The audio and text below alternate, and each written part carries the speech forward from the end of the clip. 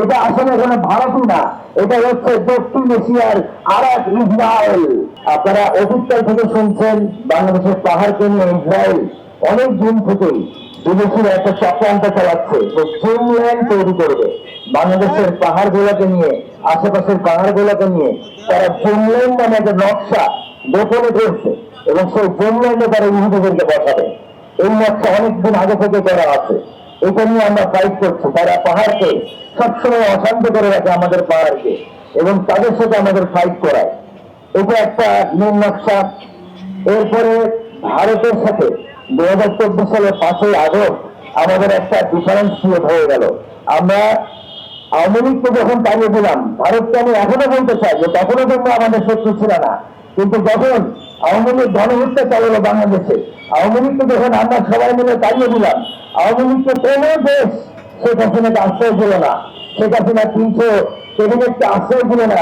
Access ভারতের মোদী তার নিজের গদির কাছে নিয়ে শেখ হাসিনাকে আজকে বসিয়ে খাওয়াচ্ছে, বসিয়ে রাখছে এবং আমার মতো তুলে দিচ্ছে না। হাদির মৃত্যু দেখেন, হাদির মতো দেশপ্রেমিক, সেই হাদিকে মৃত্যুর পিছনে মমতা ব্যানার্জির কথা অনুযায়ী বলছি, আমার আপনার কথা না। তাদের দেশের মমতা ব্যানার্জি, যে কিনা পশ্চিমবঙ্গের মুখ্যমন্ত্রী ছিল, পশ্চিমবঙ্গের স্বয়ং মুখ্যমন্ত্রী রয়েছে ভারতের মোদী এবং অমিত শাহের এর পিছনে কি হাত আছে, শুভেন্দুদের কি হাত আছে, সে আজ হোক আর কাল হোক সেটা প্রকাশ করে দিয়ে। এটা সেই ভারত যে বাংলাদেশের দেশপ্রেমিক দেখলেই তার গলা টুপিটা ছুটে ধরতে চায়। এটা আসলে কোনো ভারতই না, এটা হচ্ছে দক্ষিণ এশিয়ার আর এক ইসরায়েল। যদি আজকে আমরা এই ইসরায়েলকে এই আমাদের বাংলাদেশের মাটিতে এসে বসতে দিই, যদি চিটাগাংয়ের এই আমাদের টার্মিনালকে তাদের হ্যান্ডিং করতে দিই, যদি চিটাগাংয়ের পোর্ট আমরা তাদেরকে দিয়ে দিই, আর এর কখন সত্যি করে দেখেন, আপনারা বিশ্বাস করেন কালকে বাংলাদেশ হবে আর এক গাজা, পৃথিবীর বুকে বাংলাদেশের অবস্থা হবে গাজা, আর ওরা হবে ইসরায়েল। আমার শিশু ওইখানে বসে বসে মারা যাবে। ওরা বম্বিং করে, ওরা ছিন্ন বিচ্ছিন্ন করে দিয়ে বাংলাদেশকে, বাংলাদেশের সকল লোককে, এবং ওদের টার্গেটই হচ্ছে ওরা ছবি থেকে আসতে জায়গাটা কেটে নিয়ে চলে যাবে। আজকে ওরা যদি টার্মিনাল হ্যান্ডেলিং করে, জাহাজ হ্যান্ডেলিং করে, কালকে যদি জাহাজ ভর্তি করে নিজেদের সরিয়ে রেখে এখানে রাখে, নিজেদের ট্যাঙ্ক এনে রাখে, না আপনি জানতে পারবে না, আমি জানতে পারবো না, আপনি জানতে পারবেন। এবং সেই সংবাদ দিয়ে আমার দেশকে সত্যি করে বলছে এদের নীল নকশা এটা ফেনী থেকে কেটে নিয়ে চলে যাবে। এবং এই কথা আমি বলি নাই, এই কথা ভারত থেকে বসে ভারতের অনেক রাজনীতিবিদ অনেকবার বলেছে যে ওদেরকে অ্যাটাক করে এক লালমনিরহাট দিয়ে অ্যাটাক করো, লালমনিরহাটে তাদের চিকেন করে নিস, আর এক হলো ফেনী থেকে কেটে নিয়ে চিটাগাং পুরো পোর্ট আমাদের মতো নিয়ে চলে যাও। কারণ বাংলাদেশের সম্পদ বলতে সত্যিকার অর্থ চিটাগাং পোর্ট ছাড়া তেমন কিছু নাই। আর আমরা এই যে জনগণ আছি, দ্বিতীয় আমাদের সম্পদ হচ্ছে জনগণ। চিটাগাং পোর্ট ছাড়া বাংলাদেশের ইনকামের আর কোন সোর্স নাই। আপনি চিন্তা করে দেখেন, বাংলাদেশের প্রদেশের দ্বার হচ্ছে চিটাগাং। পৃথিবীতে যত জাহাজ যায় তারা হচ্ছে চিটাগাং হয়ে আসে, চিটাগাং হয়ে ঢুকে। আপনার অন্য কোনো ইয়ে নাই যে পৃথিবীতে যদি আপনার জাহাজ চলে, সেগুলো আপনার এই পথেই চলে।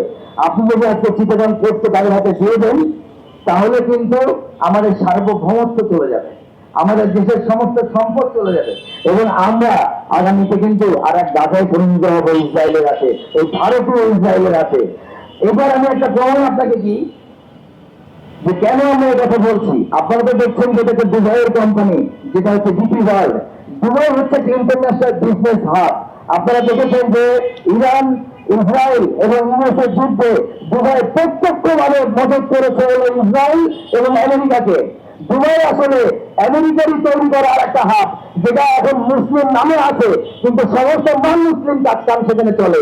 সমস্ত নোংরামি, সমস্ত দুনিয়ার যত জেনারি, যত দোষকের কাজ কারবার আপনি যদি দুবাইয়ে যান, দুবাইয়ে গিয়ে পাবেন। বাংলাদেশের যে 78 লক্ষ কোটি টাকা নিয়ে গেছে শেখ হাসিনা, আমি বিশ্বাস করি এর 50 লক্ষ কোটি টাকা আছে দুবাইয়ে। দুবাইতে যদি আপনি ধরতে পারেন ঠিক মতো, তাহলে আপনি এই টাকাগুলো ফেরত পাবেন। আর দুবাইয়ে প্রতিষ্ঠান করেছে ডিপি ওয়ার্ল্ড। ডিপি ওয়ার্ল্ডের মতো প্রতিষ্ঠান আপনি যে কোনো দেশ থেকে গিয়ে দুবাইয়ে করতে পারেন। এটা দুবাইয়ের কোনো প্রতিষ্ঠান না। প্রমাণ হিসেবে দেখেন, তার একটা প্রতিষ্ঠানের যে পরিচালনা পরিষদ থাকে, সেটা হচ্ছে সেই পরিষদের আসল চেহারা, আসল মালিক হয় এই প্রতিষ্ঠানের চিফ এক্সিকিউটিভ অফিসার, সে হচ্ছে ইন্ডিয়ান, ভারতীয়, হিন্দু। আপনার এখানে যে চিফ ফাইন্যান্সিয়াল অফিসার, সিএফও বলি আমরা যাকে, সে হচ্ছে ভারতীয় একজন হিন্দু। এই রকম ভাবে মিনিমাম 10 জন ডিরেক্টর আছে তাদের, যারা ভারতীয় হিন্দু।